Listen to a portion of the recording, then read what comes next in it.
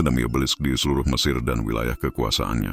Kuil Amun di Karnak diperluas besar-besaran olehnya, termasuk Akhmenu, aula besar dengan ukiran dan lukisan yang mendokumentasikan seluruh kampanye militernya. Ia juga meninggalkan obelisks di Heliopolis dan Thebes. Beberapa di antaranya masih berdiri hingga kini di kota-kota seperti Roma, Istanbul, dan London. 4. Pemerintahan yang efisien dan stabil. Setelah berhasil mengambil kendali dari masa kekuasaan bunda tirinya, Hatshepsut, ia memerintah selama lebih dari 28 tahun secara mandiri. Masa pemerintahannya dikenal sebagai masa kemakmuran, kestabilan, dan pertumbuhan ekonomi.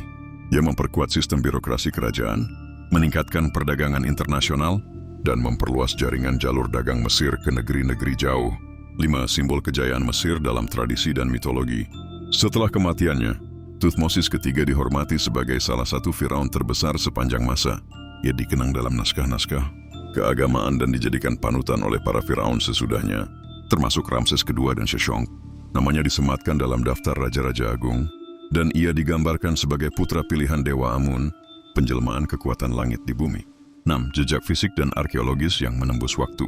Makamnya KV34 di Lembah Para Raja adalah salah satu yang paling mengesankan secara artistik, dipenuhi lukisan dari kitab Amduat, catatan perjalanan jiwa di alam baka.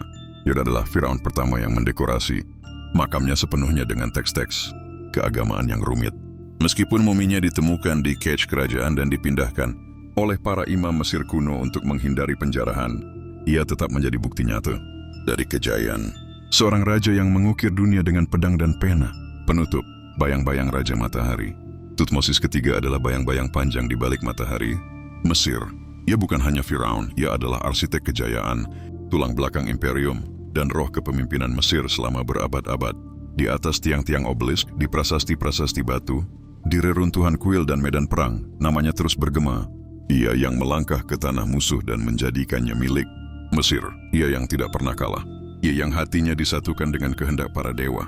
Warisan Thutmosis III tidak hanya tinggal dalam sejarah. Ia hidup dalam denyut jantung peradaban Mesir.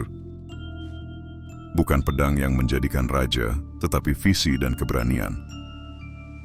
Setiap langkahku diukir dalam batu, setiap perangku tertulis di langit. Kemenangan bukan takdir, kemenangan adalah pilihan dan kehendak. Aku tidak menaklukkan negeri asing demi emasnya, tetapi demi ketertiban semesta.